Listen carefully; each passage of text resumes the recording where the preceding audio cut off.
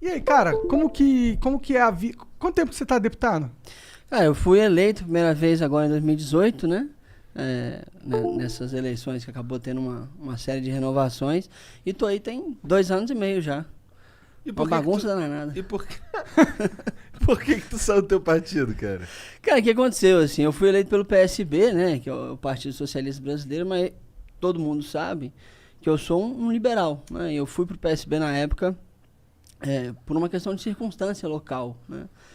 O movimento Acredito, que eu fazia parte, inclusive a Tabata, que teve aqui há pouco tempo, interessante. também faz parte. A gente tinha assinado as chamadas cartas de independência, né, com vários partidos.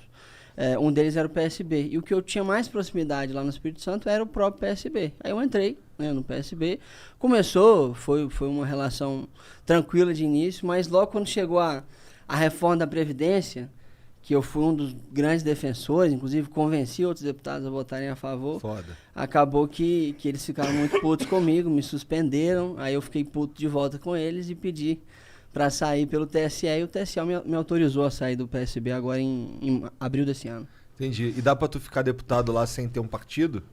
Dá para ficar, é muito ruim porque você perde muito espaço, né? Então, por enquanto, eu tô ainda conversando com muita gente para decidir em que partido que eu vou entrar. Entendi. Mas não é assim, pra você ficar sem partido, você perde espaço em comissões, você perde chance de relatar projetos importantes. Então, no fim das contas, os partidos são os grupos dentro do Congresso, né? E você precisa de Sim. grupo para fazer política. Entendi. Ô Felipe, cara, tu passa muito sufoco lá pra realizar teu trabalho por ser cego ou as paradas lá são adaptadas? Cara, por incrível que pareça, não passo nenhum sufoco por ser cego. Assim, quando eu cheguei na Câmara de Deputados, foi inclusive uma grata surpresa para mim, que os servidores da Câmara estavam super preparados para me receber. E mais ainda, assim, os próprios deputados sempre me receberam com muito acolhimento, assim, com muita gratidão, inclusive, ao fato de eu estar lá. Então, eu nunca tive problema, assim, eu estou sempre com alguém da minha equipe, né, então eu costumo brincar que eu sou cego, mas eu sou muito ruim de ser cego, porque eu não faço nada que cego normalmente faz, assim, eu não ando de bengala, porque eu não gostei muito, meu conguinho me jogou no poste, eu não gosto muito do braille, então, assim, nada que cego normalmente faz, eu faço. Mas eu me viro de acordo com as pessoas que estão ao meu redor. Então, estou sempre com alguém, sempre com algum deputado ou com alguma pessoa da minha equipe e a gente vai se virando. Entendi. Dá tudo certo. E aí, até pra quando tu precisa ler as paradas lá, tem alguém ler pra tu. Exato. Entendi. Então Não só alguém lê para mim, né? Mas meu celular fala comigo, né? Todo smartphone já vem Aham. com um softwarezinho de leitura de tela. Então, eu faço tudo por PDF, assim. Então, projeto de lei, Maneiro. nota técnica e tal, que eu leio tudo por PDF ou alguém me ajuda, né, da minha equipe. Entendi. Porra, tu deve ficar então muito tempo escutando PDF, cara. Há muito tempo. É impressionante. Puta que Apesar pariu. de eu escutar muito rápido, eu até apelidei o meu celular de Raquel, que é uma mulher que fala, e apesar de eu escutar muito rápido, como é muita coisa o tempo todo que a gente tem que ver, eu fico muito tempo com fonezinho, tô sempre com o fonezinho agarrado na blusa assim e o outro no ouvido, porque eu tenho que estar ouvindo o que a gente está fazendo lá. Você escuta acelerado os negócios? Bem Põe acelerado. Em 2x, 3x, como você faz? No celular ele não mede em X, né? Mas no Spotify eu ouço em 2 ou 2,5, sempre. No celular um pouquinho mais rápido, porque é uma voz eletrônica, então dá quase 3x. Caralho! Pra vocês terem ideia, eu costumo brincar com os amigos meus que são mais liberais, assim. Tem um livro chamado Revolta de Atlas, que é um livro famoso entre os liberais. Ele tem 1.800 páginas, não, 1.200 páginas, um negócio assim. Eu li em 3 dias esse livro. Caralho! Porra, não, mas acelerado. Mas aí tu ficou o dia inteiro lendo? Trabalhando. E o dia inteiro Um dia lendo? era domingo e os outros 2 era segunda e terça trabalhando, consegui ler o livro. Caralho. E fixa legal mesmo ouvindo tão rápido assim, cara? Fixa até mais, eu acho. Porque assim, por ser cego, eu acabei aprendendo a ouvir muito mais rápido as coisas. E por ser ansioso, eu não tenho muita paciência se for muito devagar. Entendi. Aí, pra mim, se for devagar, que eu não absorvo, entendeu? Entendi pra caralho. Interessante. Porra, e tu tava falando aqui pra gente antes que você ficou cego, né? Eu fiquei cego, não nasci cego. Fiquei cego aos 15 anos de idade. O que rolou, cara? O que aconteceu, assim, quando eu era muito pequeno, aos 6 anos de idade, meus pais, eles começaram a perceber que tudo que eu fazia eu precisava estar muito de perto pra ver. Senão eu não enxergava as coisas, eu reclamava que meu olho estava doendo e tal. Aí eles acharam isso muito estranho, me levaram no médico, em alguns médicos inclusive, e a gente descobriu que eu tinha uma infecção chamada uveíte. O nome certo é uveíte intermediária bilateral que eu tive no início, aos 6 anos de idade. Isso não tinha uma cura na época específica, mas tinha um tratamento baseado em corticoide, que é um medicamento super forte, inclusive. Uhum. E aí fui tratando isso, mas por conta dessa uveíte, eu tive um zilhão de outras coisas. Assim. Então, dos 6 aos 15, que foi quando eu fiquei cego de fato, eu fiz 17 cirurgias nos olhos, Igor. Caralho, cara! É. Eu fiz cirurgia de tudo que você pode pensar. Eu tive 5 descolamentos de retina, eu tive catarata nos 2 olhos, eu fiz procedimento a laser, foi um monte de coisa. Assim. No fim das contas, eu fiquei cego do olho esquerdo na cirurgia da catarata, e o olho direito, que é o que sobrava, né, que é o que tinha um pouquinho de visão ainda, eu tinha mexido tanto nele, lá em 2006, que ele entrou em colapso, basicamente. E aí ele foi morrendo aos poucos, assim, o nervo óptico começou a ter menos atividade, as veias do olho começaram a se afunilar, e aí acabou que eu fiquei cego de fato ali em 2006, aos 15 anos de idade. Entendi. Caralho. Nossa, isso é... mas aí, então... Tá, e aí, de lá pra cá, o teu olho direito, que era aquele... Eu enxergo um pouquinho desse olho, eu enxergo luz, mas nada que me ajude no dia a dia. Eu só sei se tá dia ou se tá noite, e às vezes eu me confundo. Entendi, entendi. Então, nada que me ajuda de forma funcional, entendeu? E aí, por que tu não curtiu a bengala, cara?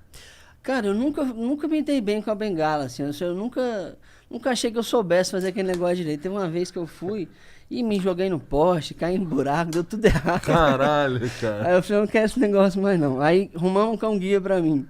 Aí o cão-guia tinha medo de outros cachorros. Eu adorava ele, chamava Banzé, era um amor de cachorro, mas pra cão-guia não servia, não. Aí, me jogou no poste 3 vezes. Aí eu falei, porra, não dá mais não tenho confiança nesse cachorro.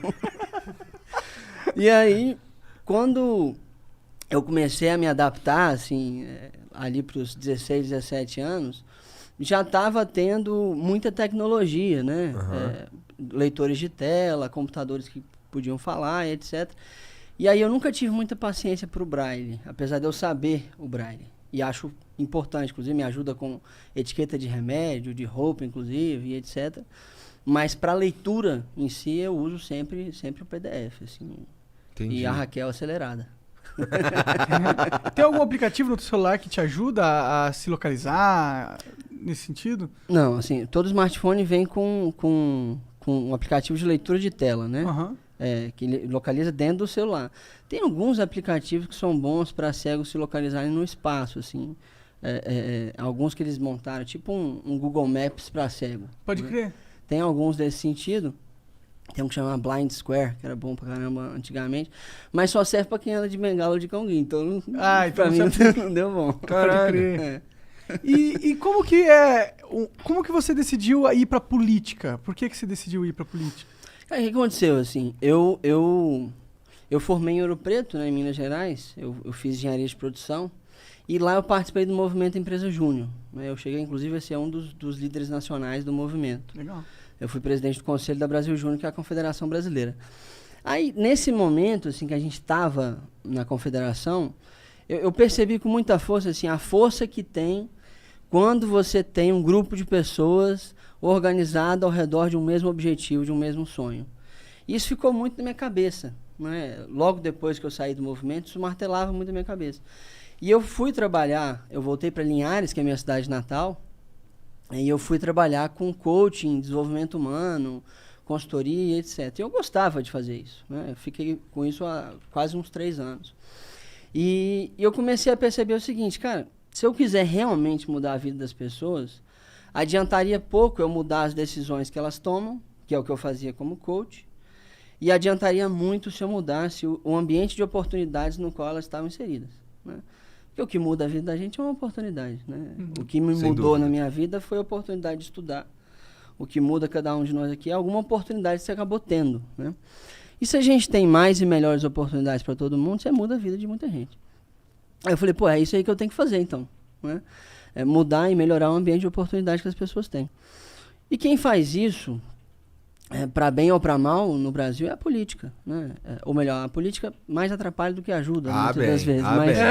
Mas ela, se não atrapalhar... Inclusive, tu tá ligado que o teu principal defeito é ser deputado, né, cara? Lógico. Com certeza. E se a política resolver, a gente consegue fazer com que as pessoas, por conta própria, criem as oportunidades. Porque, de fato, a política impede muito, várias decisões que a gente toma, impedem muitas oportunidades de chegar nas pessoas. Né? Sim. E aí eu decidi me tornar um político. Né? Não foi uma decisão fácil. Pois é, imagina. Como que a sua família reagiu? De início eles foram resistentes, assim. O meu pai, há 30 anos atrás, ele tinha sido vereador e saiu puto. Porque tinha visto muita corrupção. Um colega dele de vereança foi assassinado naquela época, uma época muito antiga. Caralho. Bom, ainda assim, bem que... Putz, eu ia você falar vai uma entrar na boa política cara, é muito ruim, você não vou deixar meu filho fazer isso, né? Aí eu bati o pé, insisti muito e tal. Na época eu morava ainda com eles lá em Linhares. E aí eu fui candidato a vereador em Linhares. Né? E perdi, graças a Deus. Foi uma das melhores coisas que me aconteceu, foi ter perdido. Por que perder foi bom? É porque, primeiro que te ensina muito, né? Sim. Eu nunca tinha, apesar de ter ficado cego, assim, eu nunca tinha tido uma derrota grande na vida ainda. Isso aqui. E para além disso, assim, me deu a oportunidade de estudar, porque foi depois que eu fui candidato que eu decidi me preparar melhor para ir para a política. Porque eu pensei assim, cara, dá para fazer muita coisa na política, mas eu preciso estar preparado para isso, né?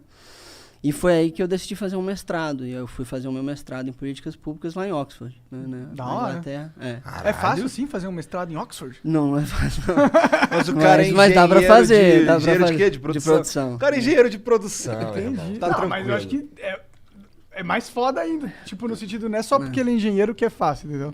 Não, mas não é simples. Como que você ganha mas dinheiro, foi, ganha dinheiro, engenheiro de produção. Pô, olha lá a cara dele lá. Mas foi uma experiência. Eu fui com bolsa, pô. Foi com bolsa? Fui com bolsa 100%. Como que funcionou? Como que você conseguiu ir pra Oxford? Como que foi a sua Quando eu oportunidade? fui, eu me apliquei, né, pro application, que eles chamam. Apliquei para várias universidades lá, inclusive, na Inglaterra. E aí eu me apliquei para bolsas da Tivlin, da Fundação Lehman, da Fundação Estudar. Legal. Eu acabei ganhando as 3 bolsas. Caralho! E aí eu tive que escolher uma só. Fiquei com a da Fundação Lehman, que era a melhor que tinha.